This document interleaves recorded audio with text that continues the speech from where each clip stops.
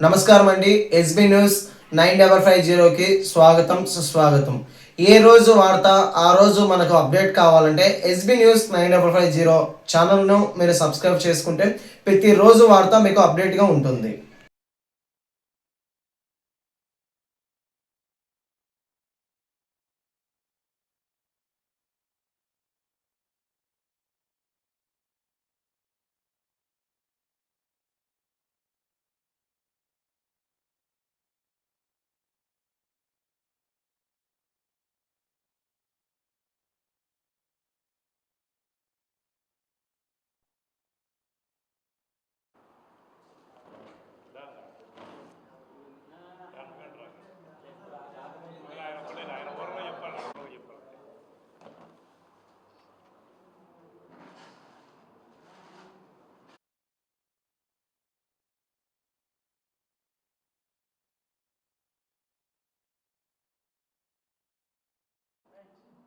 Okay, ముందుగా media మిత్రులందరికీ నా నమస్కారాలు తెలియజేసుకుంటున్నా.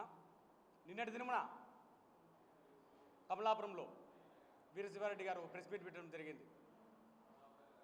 ఆయనకు మతి ప్రేమించినట్లుంది. ఏదో ఒకటి అవాకులు చవాకులు పేలుతా అట్లా ముందు ఏదో అంటున్నాడు అతను. కమలాపురం కాన్స్టిట్యున్సీ ప్రజలను కోరుకుంటున్నారు, నేనే డెవలప్మెంట్ చేసినా, నేనేదో చేశాను. అతను నేను సూటిగా ప్రశ్నిస్తాను.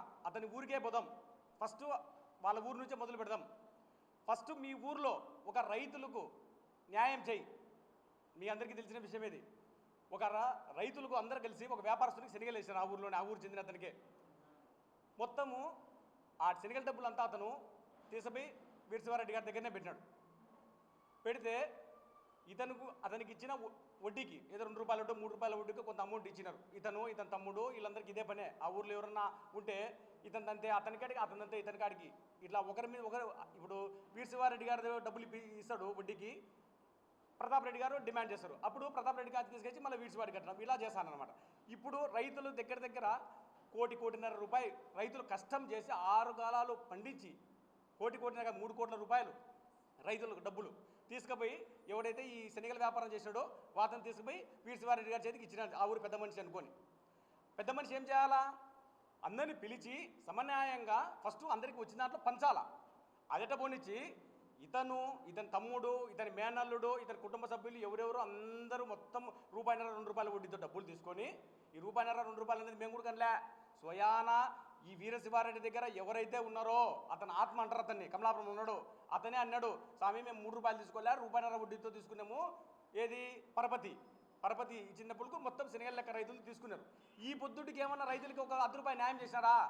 రైతు 6 గంటల ప్రతి సంవత్సరానికి 6 గంటలు కష్టపడి పండించి ఏదో పాప పెళ్ళికో, కొడుకు చదువుకో, ఇంకొక దానికో వాళ్ళు రూపాయి కష్టపెట్టి వారి పంట పండించి ఒక రైతుకేస్తే, ఒక వ్యాపారస్తుడికేస్తే, ఆ వ్యాపారస్తుడు ఐపీ పెట్టి ఆ డబ్బులు తెచ్చి నీ దగ్గర పెడితే ఈ రోజుకి 4.5 సంవత్సరాలు 5 సంవత్సరాలు అవుతుంది, ఒక రైతు కూడా నువ్వు డబ్బులు ఇవ్వలే.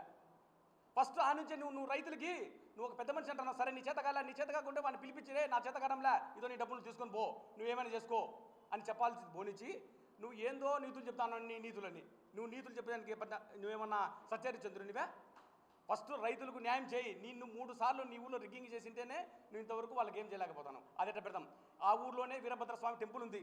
దగ్గర 50 నుంచి 60 ఎకరాలు అతని మాన్యం ఉంది స్వామిది. ఏం వెంకటేశ్వర వీరభద్ర స్వామి ఏమన్నా మీ తాతో మీ అబ్బోనా? ఊర్లో అందరికీ హక్కు ఉంటుంది కదా, దేవస్థానం భూమి అంటే. ఎవరికి ఇవ్వకుండా నువ్వు 10 ఎకరాలు, మీ తమ్ముడు 10 ఎకరాలు, ఇంకొక మేనల్లుడు 10 ఎకరాలు, ఇంకొకరు మొత్తం మీరే పంచుకొని మీరే తింటారు. నువ్వు నిజంగా కోటం ప్రజలకు నువ్వు మేలు చేయాలా, వాళ్ళందరూ బాగుండాలంటే నువ్వు ఆ భూమిని నువ్వు సవాలు పెట్టాలా. ఎండోమెంట్ని పిలిచి సవాలు పెట్టి వచ్చిన డబ్బులు ఒక అకౌంట్ ఓపెన్ చేసి ఆ ఊర్లో ఉన్న టెంపుల్కు ఉపయోగపడేలా చేయాలా. అలా చేయకపోకుండా మీ ఇష్టం వచ్చినట్టు మీరు దోచుకొని తింటారు. అదే ఎట్లా పెడదాం? అతను ఏదో రైతులకు నేను చేసిన అంటాను. దగ్గర కిరణ్ కుమార్ రెడ్డి గారి గవర్నమెంట్లో 20 నుంచి 22 కోట్ల రూపాయలతో ఒక స్కీమ్, ఎత్తిపోతల స్కీమ్ తెచ్చినావు. ఆ రోజు కోటం ప్రజల బుక్కులు అందరికీ పెట్టి. ఒక్క ఎకరాకైనా నువ్వు నీళ్ళు ఇవ్వగలిగినావా? నువ్వు రైతు పక్షపాతి, నేను రైతు డెవలప్మెంట్ చేసినా, రైతుకి ఎంతో నేను చేసిన అంటున్నావు. నువ్వు ఏం చేసినావు? ఈరోజు మళ్ళీ ఇసుక గురించి మాట్లాడుతాను. ఇసుకే రోజుకు నరసింహారెడ్డి గారికి 30 లక్షల రూపాయలు ఇంటికి వచ్చినాక నిద్రపోలేదు. ఎక్కడ ఒకటన్నా నువ్వు పట్టుకొని చూపించగలవా? ఒక డిఎల్ఎస్ కమిటీ ఉంది, దాంట్లో కలెక్టర్ గారు మన డీడీ గారు మొత్తం ఆల్ డిపార్ట్మెంట్స్ కలిసి ఒక కమిటీ అనేది ఉంది. ఆ కమిటీ టెండర్కి పిలిచింది. టెండర్లో చాలామంది పార్టిసిపేట్ చేసినాడు. పార్టిసిపేట్ చేసి ఎవడైతే బెస్ట్ కోట్ లోయెస్ట్ కోట్ నేను తక్కువ ప్రైస్కు నేను లోడ్ చేస్తానే వానికి ఆ టెండర్ ఇవ్వడం జరిగింది. మొత్తం ఇక్కడ అంతా జరుగుతున్నాయి. అంతెందుకు ఎవరో రైతులందరూ ఇబ్బంది పడిపోతున్నారు. రెండో ఒక ట్రిప్ కూడా ఇసుక ఎవరు తీసుకోవాలి అంత చెప్తున్నారు. మీరు సొంతం నువ్వే మీ కొడుకే కంచనగారిపల్లె దగ్గర ఉన్న జామ తోటలోకి రోజుకు 30 నుంచి 40 ట్రిప్పులు ఇసుక తోలుకున్నారా లేదా? నువ్వు రైతువు తోలుకో, ఎవరేమనలే. మొత్తం నీ పంచాయతీలో రైతులందరిని అడుగు. గత 30 సంవత్సరాలలో ఏ నాడు కూడా ఒక ట్రిప్పు అట్లా తోలుకునేరేమో. ఎక్కడే కానీ ఇసుకకు డబ్బులు లేదు. ఈ గవర్నమెంట్, ఈ కూటమి ప్రభుత్వం ఎక్కడే కానీ ఇసుకకు డబ్బులే లేదు. ఓన్లీ లోడింగ్ ఛార్జెస్ మాత్రమే. అది కూడా మీరే పోసుకుంటే కన్నా ఆ డబ్బులు కూడా అవసరం లే. ముందు నీ ఊరు ప్రజలను, నీ పంచాయతీ ప్రజలను అడుగు. ప్రతి ఒక్కరూ ఈ ప్రభుత్వం చాలా మంచి ప్రభుత్వము, ఈ ఎమ్మెల్యే గారు ఉన్నంత వరకు మాకు ఇబ్బంది లేదని చెప్పి ప్రతి ఒక్కరూ ఇసుక తోలుకొని బ్రహ్మాండంగా పంటలు పెట్టుకుంటారు. నేను ముఖ్యంగా నీకు కోరేదంటే ఎక్కడికో జిల్లాకో లేకుంటే ఇంకో దగ్గరకో పోవాలని అవసరం లే. ఫస్ట్ నేను ఈ బుద్ధి నీకు ఛాలెంజ్ చూపిస్తానా, నీ ఊరు రైతులందరినీ పిలుచు. నీ ఊరు ఆంజనేయ స్వామి గుడికనే మీటింగ్ పెడదాం. నువ్వు మొత్తం అందరికీ న్యాయం చేయి. న్యాయం చేసిన తర్వాత రెండోది ఏదైనా ఉంటే మాట్లాడు. నువ్వు మాట్లాడతాను. ఈరోజు మళ్ళీ నీ కొడుకు ఒకటి మాట్లాడుతున్నాడు. వస్తుంటే అన్ని బెల్ట్ షాపులు కనిపించినట్టు అతనికి. నువ్వయ్యా కరోనా టైంలో అందరూ జబ్బులు భయపడి మొత్తం సస్తా అంటే బ్లాక్లో మందం మీద నువ్వు ఒక్కొక్క బాటలు 15,000, 20,000, 30,000 పెట్టి అమ్మింది నువ్వు. ఇదే సొంతం నువ్వు కూడా. మీ అన్నదమ్ములు ఇద్దరు, ఆ పక్క ఒకతను ఈ పక్క ఒకతను, మీ ఇద్దరు 2014లో అప్పుడు సిఐ నరసింహారెడ్డి గారు ఉన్నారు. అప్పుడు ప్రొద్దుటూరులో మీరే రాళ్ళేసారు. ఏ దాని మీద? విజిలెన్స్ వాళ్ళ మన వెహికల్ మీద, సిఎస్ఆర్ వెహికల్ మీద మీరు రాళ్ళేసిన అన్నదమ్ముడు. మీరిద్దరు ఒకటే. సొంతం నువ్వే. మీ అన్న కొడుకు దొంగ మందు అమ్ముతాడని కేసు పెట్టింది నువ్వే. మీ తమ్ముడు దొంగ మద్యం అమ్ముతాడు, బెంగళూరు నుంచి తెచ్చి మద్యం అమ్ముతాడని సొంతము మీ తమ్ముడే మీ కొడుకు పైన కేసు పెట్టడం జరిగింది. అక్కడ వీరభద్ర వైట్స్ ఉంది కదా మీది, అక్కడ ప్రొద్దుటూరులో, అక్కడ వెంకటేశ్వర థియేటర్ దగ్గర.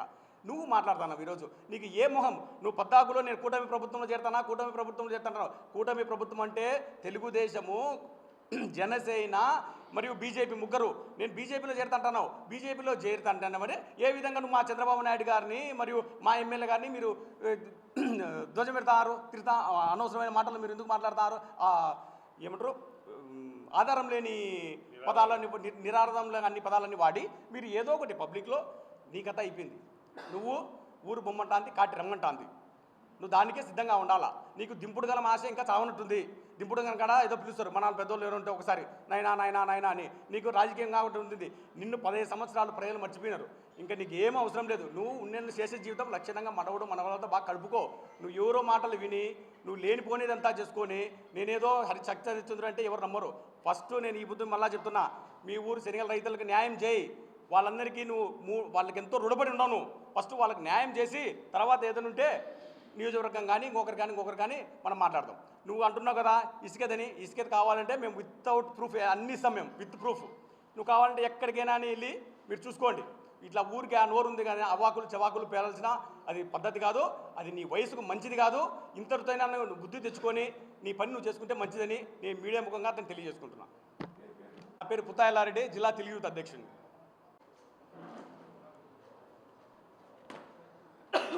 మీడియా మిత్రులందరికీ నమస్కారం. గత వారం 10 రోజులుగా మాజీ ఎమ్మెల్యే ఈర్చివాడి గారు మా కొత్త కుటుంబం మీద కానీ పార్టీ మీద కానీ కొన్ని అవాకులు పేరుస్తున్నారు. అవాస్తవాలు చెప్తే నమ్మే స్థితిలో ప్రజలు లేరు, ఎవరు ప్రజలు నమ్మే స్థితిలో లేరు. ఆయన 2004లో ఏ పార్టీ నుంచి గెలిచినాడు, ఏ పార్టీలోకి పోయినాడు. 2004లో తెలుగుదేశం నుంచి గెలిచి మా గురువు రాజశేఖర రెడ్డిని, చంద్రబాబు నాయుడు సార్ని తిట్టి ఆ పక్క రౌడీ షీటరు తీపించుకునేది వాస్తవం కాదా? ఆయన గుండెల మీద చేసుకొని చెప్పాలి అది వాస్తవమా కాదా అని. అట్లా అది ఇచ్చిపెట్టి ఎందెందో మాట్లాడతాడు ఆయన వయసు తగిన మాటలు మాట్లాడలే. వైసీపీలో ఉంటే నాకు టికెట్ ఇడు ఆయన ఉన్నా అంటాడు, టీడీపీలో ఉంటే నరసింహారెడ్డి ఉన్నాడు టికెట్ ఇరంటారు. మరి యాడికి పోయి ఎమ్మెల్యే నేను ఎమ్మెల్యే అవుతా అంటాడు, మళ్ళీ మా మనవని తెస్తా అంటాడు. ఎట్లా ఏమన్నా ఆయనకు మధ్య ఏమన్నా భ్రమించిందా, ఏమన్నా జ్ఞాపక శక్తి ఏమన్నా తగ్గిందా? ఆయన ఇష్టం వచ్చినట్టు మాడితే ఎట్లా? దానికి ఒక అర్థం ఉండాలి కదా. ఇప్పుడు ఎల్లాడని చెప్పినట్టు కూటమి అంటే తెలుగుదేశం, జనసేన, బీజేపీ. నువ్వు బీజేపీకి పోయి మా కూటమిలో మా భాగస్వాములకి వచ్చి మనం వీళ్ళని విమర్శించడం ఏంది నీ ఇష్టం వచ్చినట్టు? ఏమన్నా అది సాధ్యమయ్యేదేనా? సీఎం రమేష్ చెప్పినా అంటావు, ఇంకొకరు చెప్పినా అంటావు, మాధవ్ చెప్పినా అంటావు.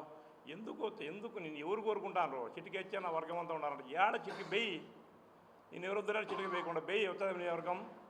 ఎవరున్నారు నీ వర్గం? ఎవరున్నారు నీ అనుచరులు? ఎవరున్నారు నీ సహచరులు? ఎవరున్నారు? ఊరికి ఇష్టం వచ్చిన చిటికెచ్చి వచ్చేది కాలం అవన్నీ పోయినాయి, అవన్నీ మర్చిపోవాలి. నువ్వు వయసు రీత్యా మనవాడితో మనవరాలతో ఆడుకొని ఉండే శేష జీవితాన్ని గడపాలి. కానీ నేను పొలిటికల్లోకి వచ్చా, రీఎంట్రీ ఇచ్చా, నేను మా ఎమ్మెల్యే అవుతా, ఆ ఊళ్ళో నా అడుగులకు మడుగులు అత్తి పడతాను వాళ్ళని ఏం మాట్లాడవో, నువ్వు ఏం చెప్తాడవో నీకు అర్థం కాలే. అర్థం కాకుండా మాట్లాడితే ఎట్లా? దానికి ఒక అర్థం తీసుకెళ్తావు. 30 లక్షలు అంటావు, నిద్ర రాదంట. ఎవరికి నిద్ర రాలేదో ఇప్పుడు అర్థమవుతుంది. ప్రజలంతా చూస్తాను కదా నువ్వు మాట్లాడే మాటలు అసహించుకుంటాను. నీకు సిగ్గు శరం అనేది ఉంటే ఎప్పుడో 20 ఏళ్ళ కింద 20 కేసులు నీ మీద కేసులు ఉంటే పొద్దుటూరులో నిన్ను డయర్ మీద ఊరేగించారు. అదన్నా గుర్తులేదా నీకు? గుర్తుండాలి కదా, అది కూడా గుర్తుండాలి కదా. మీరు మర్చిపోతే ప్రజలు మర్చిపోతారా? కేసులు ఉంటాయి కదా. ఇప్పుడు కూడా తాలూకు స్టేషన్లో అప్పట్లోనే 84/2004 అనేది ఒక కేసు ఉంది. ఎట్లండి అట్లా మాడితే? మీ ఇష్టం వచ్చిన మాడితే ఎట్లా? 2024లో తెలుగుదేశం ఎవరు రమ్మని తెలుగుదేశంకి వచ్చావు, మళ్ళీ కాంగ్రెస్ దగ్గర పోయి టికెట్ పోయి బేరం పెడతావు, మళ్ళీ వైసీపీ లేకపోతావు. ఇప్పుడు జాతీయ పార్టీ అంటావు. ఇంకా పార్టీలు ఏడాయి నీకు లేవు. ఇది ఒకటే ఏమన్నా ఉంటుందేమో కదా. మళ్ళీ మారాలనుకుని నీకు పార్టీలు లేవు.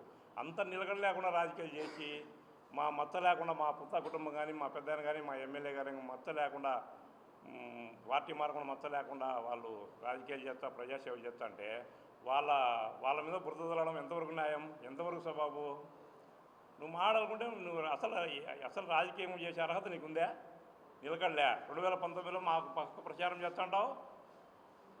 ఎలక్షన్ మీ కొడుకు ఆపక్కుంటాడు. ఎలక్షన్ అయిపోతున్నా వాళ్ళకి పోయి శుభాకాంక్షలు చెప్తావు. ఏమయ్యా ఇంత అన్యాయం? ఏమది? అట్లా దగ్గరుండి ఎన్నిపోటు పడుతుందా? అవి నీ వయసుకు తగునా? మీకు తెలుదా? అట్లా మా పక్కనే ప్రచారం చేస్తున్నాడు. మీకు కూడా కాపక్కున్నాడు. ఎలక్షన్ అయిపోయిన మరుసటి రోజు పోయి ఆ నైట్కే పోయి వాళ్ళతో వైసీపీ వాళ్ళతో పోయి కంగ్రాచులేషన్ చెప్తావు మేము మీకే చేసినామని. అట్లా నిలకడలేని రాజకీయాలు నిలకడలేకుండా చేసేది మీరు. మా వాళ్ళ మీద, మా పార్టీ మీద, మా కొత్త కుటుంబం మీద బురదలే ప్రయత్నం చేస్తే ప్రజలు ఒప్పుకోరు, ప్రజలు సహించరు. నీకు తగిన టైంలో సగం బుద్ధి చెప్తారని ఈ పత్రిక ముఖంగా తెలియజేస్తాను. మీడియా సోదరులకు నమస్కారం. నా పేరు గంగిరెడ్డి, పెళ్లిమరి మండల పార్టీ అధ్యక్షుని. వీరశివారెడ్డి గారు నేను బీజేపీలో చేరుతున్నాను, కూటమి ప్రభుత్వంలో చేరుతున్నాను అని చెప్తున్నాడు. నీ కుటుంబంలో 4 పార్టీలు ఉన్నాయి. ఒకరు కాంగ్రెసు, మీ తమ్ముడు కొడుకు వచ్చేసి తెలుగుదేశం పార్టీ, నీ కరుణ్ రెడ్డి వచ్చేసి వైఎస్ఆర్ పార్టీ. అన్ని పార్టీలు నీ ఇంట్లో ఉన్నాయి. ఏ పార్టీ వచ్చినా మాదే అనే ఉద్దేశంతో నువ్వు పార్టీలు అనుకుంటున్నావు. నువ్వు తెలుగుదేశం పార్టీలో కానీ కూటమి ప్రభుత్వమైనటువంటి బీజేపీ, జనసేన, తెలుగుదేశం కూటమి పార్టీలో చేరుతా అంటున్నావు. చేరండి, సంతోషమే. కాకపోతే కూటమి ప్రభుత్వంలో చేరుతా అంటున్నావు, కూటమిలోనే విమర్శిస్తున్నావు. ఎందుకంటే చంద్రబాబు నాయుడు గారు కూటమి ప్రభుత్వానికి అధినేత. అటువంటి నాయకుడిని కూడా చంద్రబాబు నాయుడు గారు వదిలినారు.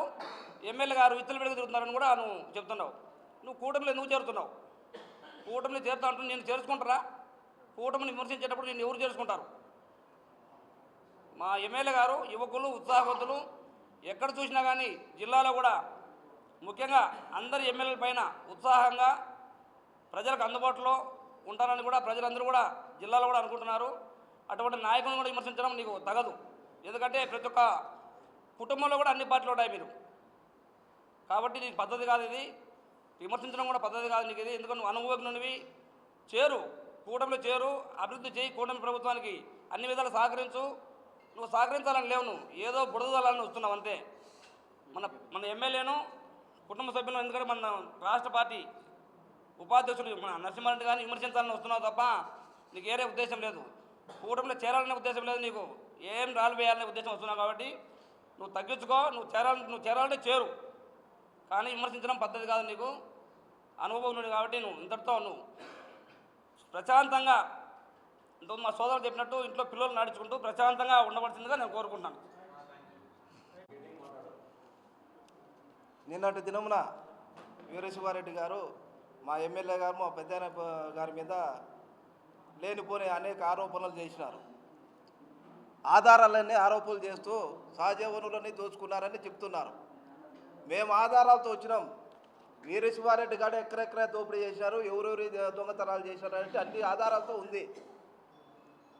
మా మామిలపల్లి గ్రామ పొలంలో ఎస్సీలది డీకేటి భూమి ఎకరా 74 సెంట్లు డీకేటి భూమిని వాళ్ళ కొడుకు పేరు మీద 2026లో శ్యామలాదేవి సబ్ రిజిస్టర్ గారు ఉంటే వాళ్ళని మేనేజ్ చేసి దొంగ రిజిస్ట్రేషన్ చేసుకొని వాళ్ళ అక్కడ బేస్మట్టాలు 3-4 బేస్మట్టాలు వేసుకుంటే ఆ బేస్మట్టాలు కూడా దౌర్జన్యంగా దొబ్బేసి చదువు చేసుకొని ఇప్పుడు ఫీల్డ్ మీద ఉన్నారు.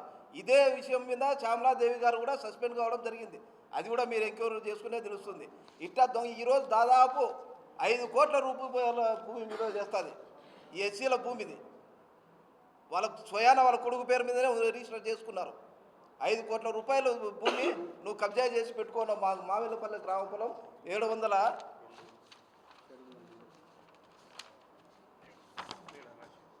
702 ఓటో లెటర్లో ఆధారాలతో సహా మీ పత్రికా ముఖానికి ఇస్తా. ఇట్లే కాకుండా గతంలో క్వాలిస్ కుంభకోణం అని కూడా భారీ ఎత్తున పేపర్లో మీరే రాశాను. మీ పేపర్లో కూడా దాదాపు 3 క్వాలిస్లు వాళ్ళ అనుచరుడు మామిలపల్లి పంచాయతీలో మధుసూదన్ రెడ్డి అని 3 క్వాలిస్లు దాదాపు 6 నెలల రూపాయలు 6 నెలల రోజులు మా ఏరియాలో దాచిపెట్టారు ఆ కేసులలో. అది అందరికీ తెలిసిన విషయమే. లేనిపోని తప్పుడన్నీ నువ్వు చేసి మా నాయకుల మీద ఎక్కడ మచ్చలేని మా నాయకుల మీద మీరు ఆరోపణలు చేయడం అంతవరకు సబబో నేను పత్రికాముఖంగా అడుగుతున్నా. ఇవన్నీ కూడా మీరు గమనించి ప్రజలకు తెలియజేయాల్సిన బాధ్యత మీ పైన కూడా ఉందని మేము మిమ్మల్ని కోరుకుంటున్నాం. 16 division TDP in charge corporation area. ఇక్కడికి వచ్చిన మీడియా మిత్రులందరికీ కూడా నమస్కారం. ఎందుకంటే రాజకీయాలలో మరుగున పడిపోతే ఎవరికి తెలియకుండా పోతుందనేటువంటి విషయం అందరికీ తెలుసు. వీరశివారెడ్డి నేను గతంలో అన్ని అధికార పార్టీలు తిరిగినా ఇప్పుడు నాకు ఏ అధికారం లేకుండా పోతుంది. ప్రతిపక్షంలో కూడా వాళ్ళు బయటికి పంపించినారే, నన్ను ఎవరూ పట్టించుకోలేదే అనే పరిస్థితి వచ్చినప్పుడు అందుబాటులో విలేకరులు ఉంటారు కాబట్టి ఒక ప్రెస్ మీట్ పెట్టినా అందరికీ నా గురించి నాంతంటదిలే అనేటువంటి ధోరణిలో ఆయన వ్యవహరిస్తున్నాడు. అయ్యా వీరశివారెడ్డి, మీరు మాట్లాడేటప్పుడు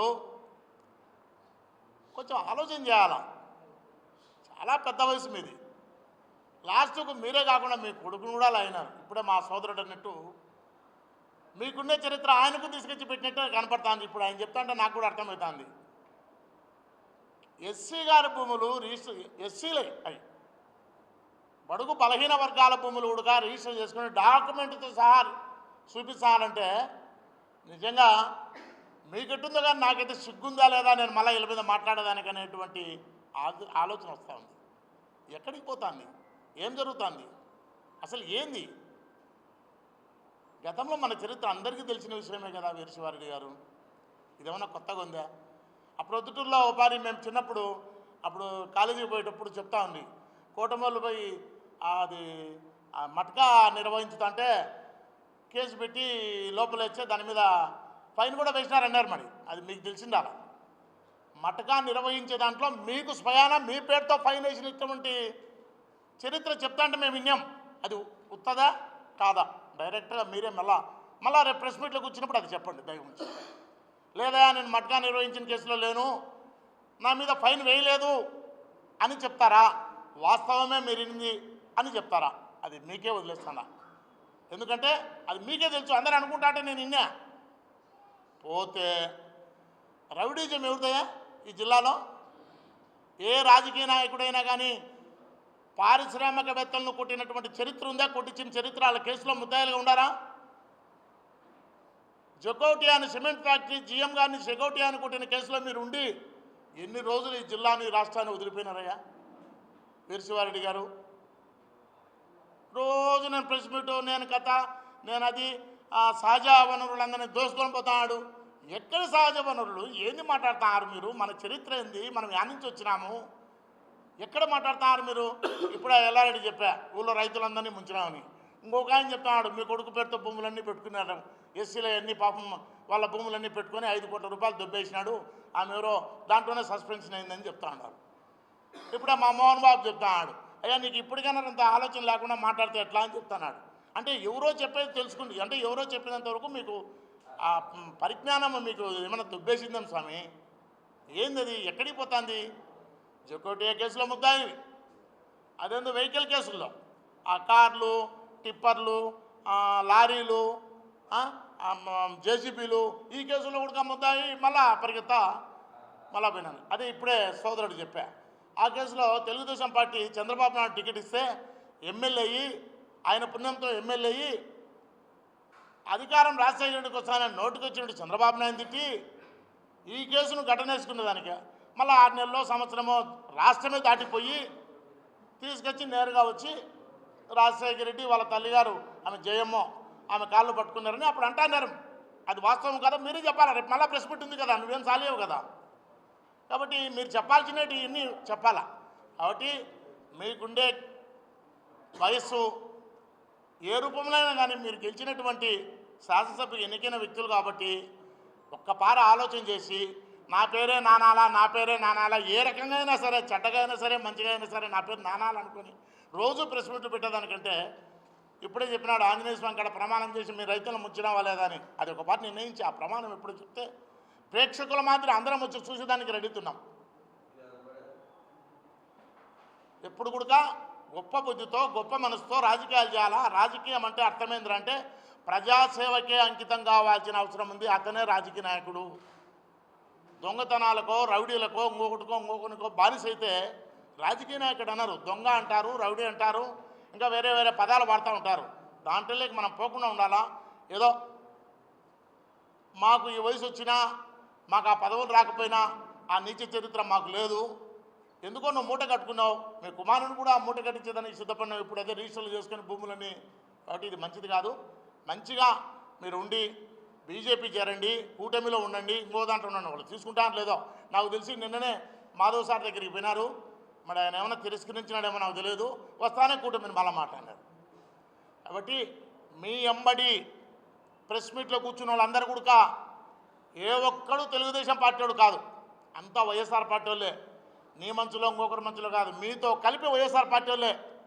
వైఎస్ఆర్ పార్టీని విమర్శించితే నేనేందో అక్కడ వజ్రం అవుతా అనుకుంటానేమో. మెయిన్కి తిన్న వాళ్ళంతా ప్రజెంట్ కౌన్సిలర్లు ఇద్దరు ఉన్నారు వైఎస్ఆర్ పార్టీ. ఆ వీరపనాయనపల్లి నుంచి ఒక ఆయన రోజు ఒక పార్టీ మహానుభావుడు. మీ అలవాట్లు ఆయనకు కూడా ఉన్నాయి. కాబట్టి మమ్మల్ని మీరేదో మీ కేసులో అంటే వెహికల్స్ కేసులో దాంట్లో ఉండే వ్యక్తులతో 50 రూపాయలు ఇచ్చి ప్రెస్ మీట్ పెట్టించి నన్ను విమర్శించడం అట్లా కాదు. నీతి నిజాయితీతో నేను ఏదైనా చేసినా, ఇక్కడ ఉన్న కార్యకర్తలు ఏది చేసినా, నరసింహారెడ్డిలు ఏది చేసినా విమర్శించితే తప్పులేదు. కానీ అది ఏంది, గతంలో వైఎస్ఆర్ గవర్నమెంట్ ఉన్నప్పుడు ఇసుక్కు లెక్క కట్టాలా, మళ్ళా తోలిందని ట్రాన్స్పోర్ట్కు లెక్క కట్టాలా. ఈరోజు ఇసుక్కు లెక్క లేదు, తగ్గింది రేటు. బాగా ఆలోచన చేసుకోండి, తగ్గింది రేటు. చంద్రబాబు నాయుడు పుణ్యంతో, చంద్రబాబు నాయుడు ఆలోచన విధానంతో ఆ రౌడీలు లేకుండా చేసిందన్న ఇసుక రేటు తగ్గింది. కడపకు రా, ప్రొద్దుటూరుకు పో, అల్లగడ్డకు పో, ఎక్కడికి పోయినా రేటు తగ్గిందంటే అర్థమైంది రౌడీ రాజ్యం లేదు అనేది అర్థం. అది అర్థం చేసుకొని మీరు మెలగాలని మరొకతూరి మీకు తెలియజేసుకుంటూ సెలవు తీసుకుంటాం.